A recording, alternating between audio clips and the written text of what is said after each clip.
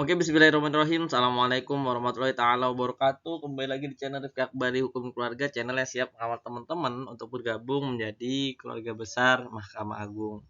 Oke guys, kali ini akan menjawab pertanyaan terkait Kak, maaf mau tanya untuk tahap pemberkasan setelah lulus SKB, berkas yang harus disiapkan apa aja ya? Sebenarnya nanti ada dua pengumuman lagi menurutku yang akan kalian terima ya. Pertama itu adalah keluar nilai integrasi SKD dan SKB. Nah, di situ nanti ada tahapan untuk masa sanggah. Nah, setelah nilai itu keluar, nah itu belum ada itu biasanya pengumuman terkait syarat-syarat yang harus dipenuhi. Baru nanti ada pengumuman selanjutnya, pengumuman yang kedua itu baru nanti muncul lah apa aja yang perlu kalian lengkapi, ya apa saja yang perlu kalian lengkapi ketika kalian dinyatakan lulus. Nah, aku disclaimer dulu ya untuk di tahapan ini di video ini aku ngejelasin nih syarat-syarat di tahun 2021 yang mungkin nggak beda jauh, jadi kalian bisa siapin duluan ya. Lagi-lagi ya, ini persyaratan di tahun 2021 yang menjadi gambaran kalian, bukan untuk tahun 2023. Jadi jangan komen, "Kak, nggak ada Kak, disuruh ini Kak, disuruh apa tadi." Nah, jadi memang ini memang gambaran tahun 2021. Nanti 2023 ya kalian sabar aja tunggu pengumuman. Cuman kan misalkan SMA-nya jauh atau SMP-nya jauh, ternyata ada yang harus dilegalisir. Nah, jadi kalian kan bisa prepare sejak awal atau KTP kalian tuh berbeda atau statusnya gimana atau hilang. Nah, itu kan kalian bisa urus sesegera mungkin ya. Oke, pertama sambil aku bacain ya. Kalau kalian nggak mau dibacain ya kalian skip aja videonya cepet-cepet nggak masalah. Hasil integrasi pasca sanggah SKD dan SKB tahun 2021 sebagaimana terlampir dari ringkasan. Nah, nanti ini ada kode. Kode ini misalkan kalau kalian P berarti lulus SKD berdasarkan nilai ambang batas dan peringkat terbaik berdasarkan keputusan Menpan. Nah, L lulus seleksi CPNS. L1 lulus seleksi CPNS setelah perpindahan formasi antara jenis formasi dalam jabatan atau pendidikan yang sama. TL tidak lulus. TH tidak hadir pada salah satu atau tahapan SKB. Nah, jadi intinya itu kalian kalau P garis miring L, nah makanya nyatakan lulus ya. Nah, ini uh, kalau TL berarti tidak lulus ya. Ini kode aja lah. Jadi kalian lulus apa enggak gitu aja. Nah, nanti peserta yang dinyatakan lulus dalam tahapan akhir mengisi daftar riwayat hidup dan menyampaikan kelengkapan dokumen secara elektronik. Nah, nanti ada kalian download di SSCISN itu, nanti kalian disuruh download itu kayak ngisi gitu kayak nama orang tua kalian. Pertama badan kayak kulit sawo matang, tinggi berapa, berat badan berapa, ciri-ciri khusus apa gitu ya, bentuk rambut apa. Nah, itu ngisi. Baru data orang tua kerja di mana, ayah di mana, ibu di mana gitu. Baru kakak adik. Nah, itu diisi nih. Misalkan punya istri, nama istrinya siapa, punya anak, nama anaknya siapa, nama orang tua istri siapa. Nah, itu diisi semua. Namanya daftar riwayat hidup gitu ya. Ini diisi. Terus kelengkapan dokumen harus diunggah oleh peserta sebagaimana dimaksud pada angka 2 sebagai berikut. Oke ya.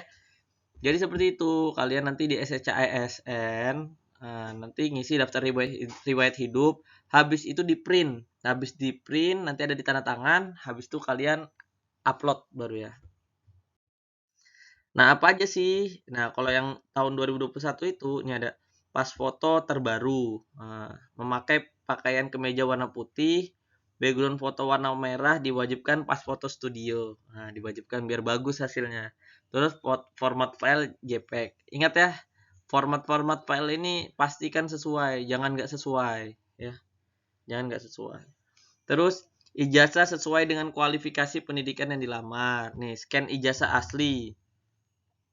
Bagi lulusan perguruan tinggi luar negeri, ijazah yang telah ditetapkan penyetaraannya oleh kementerian yang menyelenggarakan urusan pemerintahan di bidang pendidikan, kebudayaan, ilmu pengetahuan, dan teknologi. Kusarankan pakai mesin scan ya, pakai printer, kalau enggak ya scan di mesin fotokopi. Jangan pakai cam scanner, jangan pakai cam scanner. Pastikan pakai kualitas yang terbaik ya.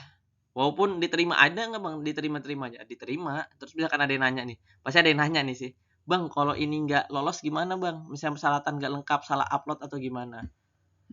aku dulu ada yang nggak lengkap di daftar riwayat hidup. Ada satu halaman yang ternyata abis ku print ke scan itu nggak ke scan ya, ke skip satu. Akhirnya aku dicari 4 orang itu, dicari di grup Telegram. Terus aku ditelepon orang Humas Mahkamah Agung, disuruh ngelengkapin. Ya, seperti itu. Cuman jangan kayak gitu kalian. Ngerinya ya. Kan nggak tahu, kalau dulu mungkin dimaklumi ya.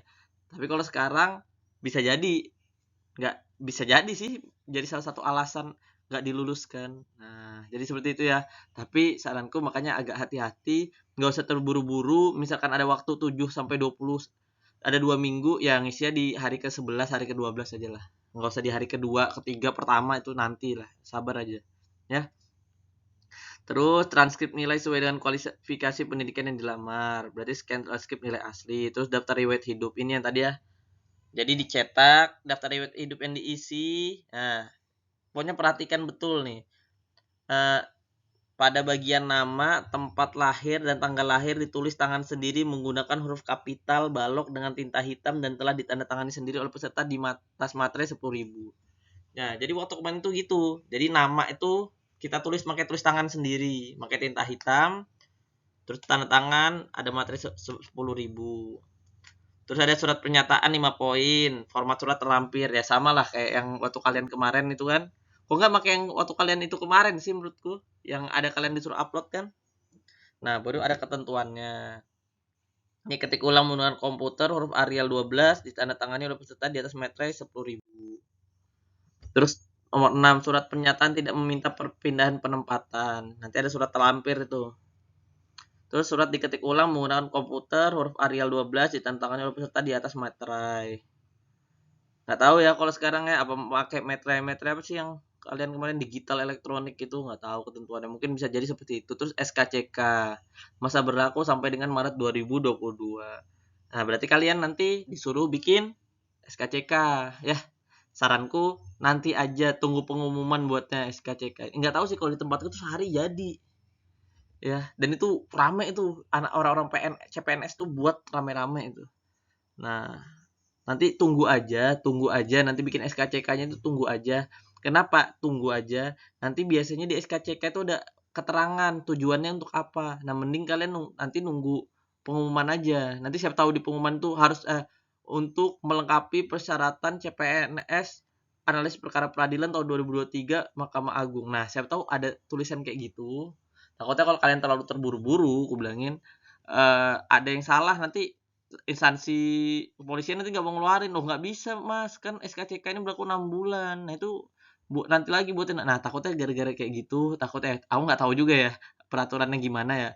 Nah, siapa tahu itu aku berpikir buruknya seperti itu ya. Jadi sayang buat teman-teman kalau terlalu terburu-buru.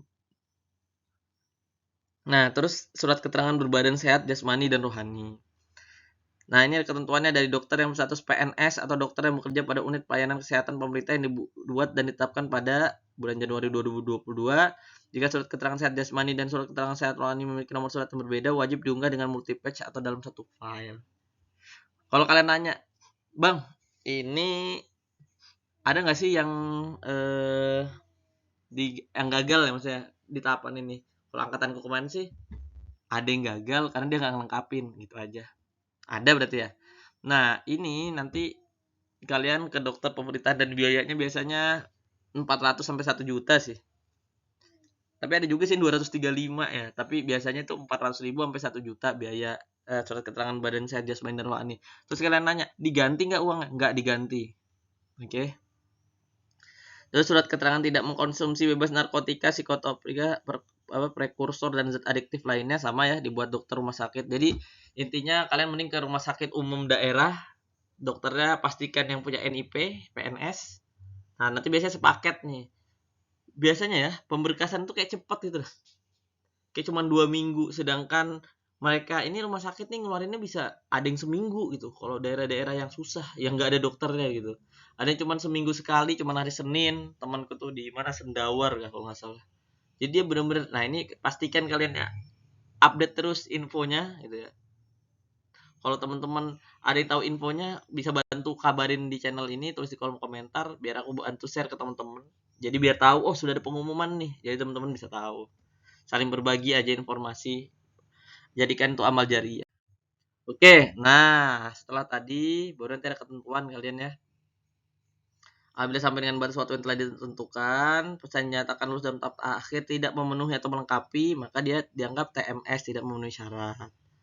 Kalau TMS biasanya, nanti aku jelasin di video selanjutnya aja ya.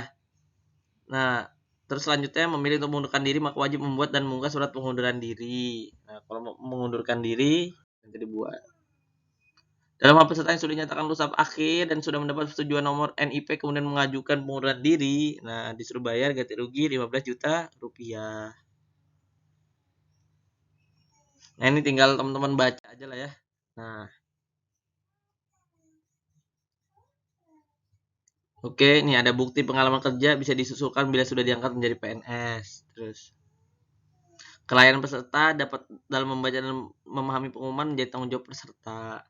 Jadi saranku sebelum upload diskusi-diskusi lah di grup-grup Telegram tuh, aja diskusi. Kalau ada yang bingung tanyakan di kolom komentar sini juga tanyakan biar nanti bisa aku bahas dari pengalamanku ya.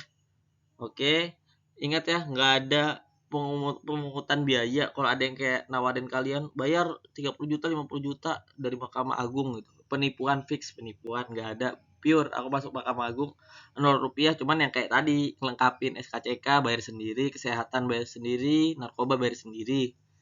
Nggak narkoba ya, maksudnya surat keterangan tidak terjangkit virus lagi, pokoknya tidak ada zat adiktif dalam tubuh seperti itu.